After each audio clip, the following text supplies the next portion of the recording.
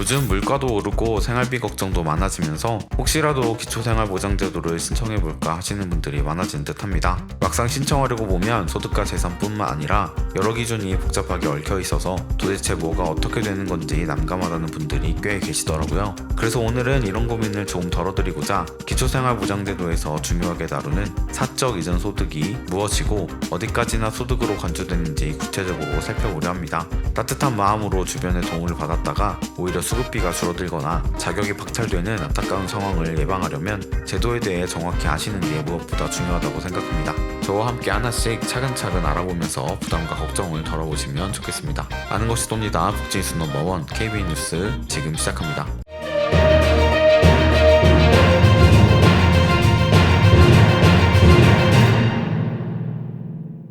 먼저 말씀드리고 싶은 것은 우리나라의 복지제도가 국민기초생활보장제도만 있는 것이 아니라는 점입니다. 긴급복지, 장애인연금, 기초연금, 한부모가족 지원처럼 각각 기준에 따라 소득과 재산을 확인하는 제도들이 여러 가지 마련되어 있습니다. 다만 기초생활보장제도와 한부모가족 지원에서는 수급자의 소득을 계산할 때 다른 사람으로부터 받은 금전적 도움, 즉 사적 이전 소득을 눈여겨본다는 점이 특징입니다. 정부 입장에서는 이분이 주변 지인이나 친인척에게서 일정 금액 이상의 지원을 받고 있다면 국가가 드리는 생계급여를 그만큼 줄여도 되지 않을까 하고 판단하는 겁니다. 이에 따라 시군구에서는 1년간의 통장 내역을 모두 살펴보며 부모나 자녀, 친척 혹은 후원자 등이 수급자에게 돈을 얼마나 줬는지 어느 정도 주기로 해줬는지 자세하게 확인이 됩니다. 여기서 결정적으로 중요한 지점이 돈을 받은 횟수와 금액입니다. 정부는 돈을 받은 기록이 1년 동안 6번 이상이면 월 기준액을, 6번 미만이면 연간 총액을 기준으로 사적 이전 소득을 파악합니다.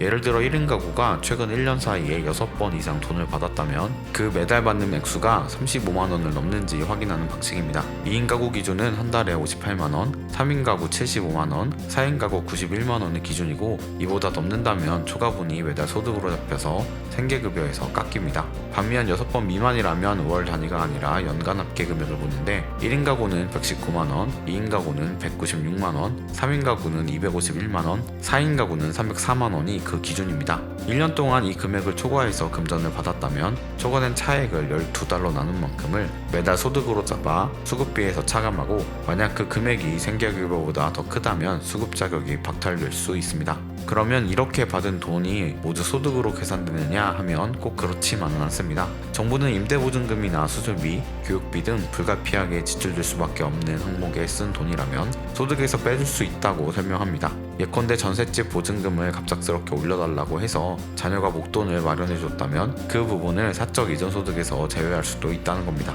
실제로 보장 기관마다 세부적인 해석이 조금씩 다를 수 있으나 불가피하게 큰 돈을 지출해야 했고 이 증명할 서류가 분명하다면 인정될 가능성이 있다는 취지입니다. 또한 보육과 교육을 목적으로 받은 일정 금액도 소득에서 제외해 주는데 한 달에 30만원 범위 내라면 별도의 대가를 추가로 치르지 않을 수 있습니다. 중요한 점은 본인이 그런 사유에 해당한다고 판단되면 담당 공무원과 직접 상담해보는 것을 망설이지 않아야 한다는 겁니다. 이때 보험금이나 퇴직금처럼 한 번에 크게 들어온 돈은 사적 이전 소득이 아니라 재산으로 취급된다는 점도 알아두시면 좋겠습니다. 재산은 일정 부분까지는 기본공제를 받을 수 있으므로 몇천만 원을 한 번에 수령해도 수급자 재산 규모에 따라 달라질 수 있습니다. 그런데 반대로 친인척이나 지인에게 한두 번에 걸쳐 몇백만 원만 받아도 그게 소득으로 잡혀서 수급비가 줄어들 수 있다는 점이 사적 이전 소득의 까다로운 부분입니다. 누구나 이건 보증금을 올려주는 것일 뿐이라고 생각하기 쉽지만 행정에서는 지급받은 기록을 대가성 없이 들어온 돈으로 간주해버리기 때문에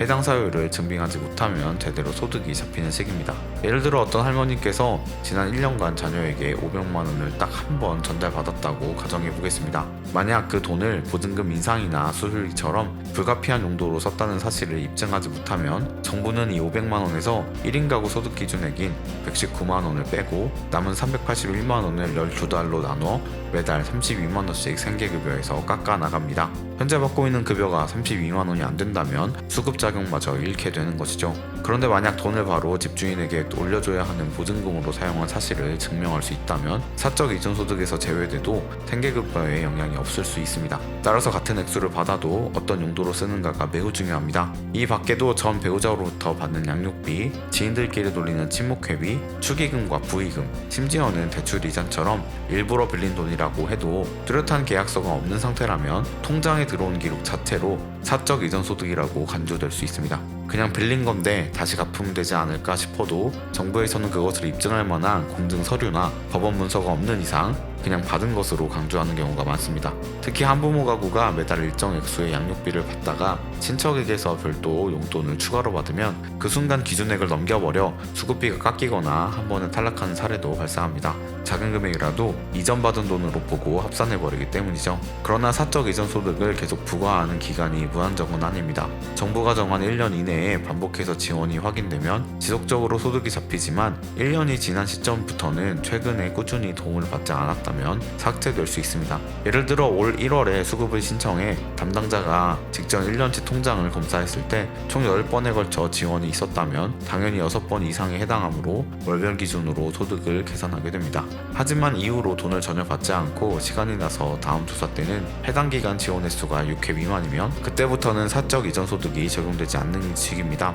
다만 이 과정도 최근 1년간 받은 총액이 그 기준 이상인지를 살펴보고 기준액을 넘어서면 초과분을 소득으로 잡는다는 점은 변함이 없습니다. 오늘은 기초생활보장제도나 한부모 가족 지원에서 중요하게 다루는 사적 이전 소득의 개념과 적용 기준, 예외 상황 등을 세세하게 알아보았습니다. 다른 이의 도움을 전혀 받지 않고는 살기 어려운 상황에서 자칫 복지 혜택마저 줄어드는 이중고를 겪지 않으시려면 반드시 본인이 받은 금전의 성격과 사용처를 꼼꼼히 확인하시길 권장드립니다. 필요하시다면 관할 행동복지센터 담당자분들과 충분히 상의하셔서 이게 소득으로 잡히지 않도록 증빙할 수 있는 서류가 무엇인지도 찾아보시는 게 좋겠습니다. 혹시 이미 기초생활보장제도를 이용 중이시거나 새로 신청해볼까 고민하시는 분이라면 우리 가족이나 주변 지인에게 받은 금전이 어떻게 처리되는지 미리 파악하셔서 불이익을 당하지 않도록 신경 써보시길 바랍니다. 오늘 준비한 영상은 여기까지입니다. 영상 유익하셨다면 구독과 좋아요, 알림 설정 부탁드립니다. 아는 것이 돈이다. 지금까지 복진수 넘버원 KBN 뉴스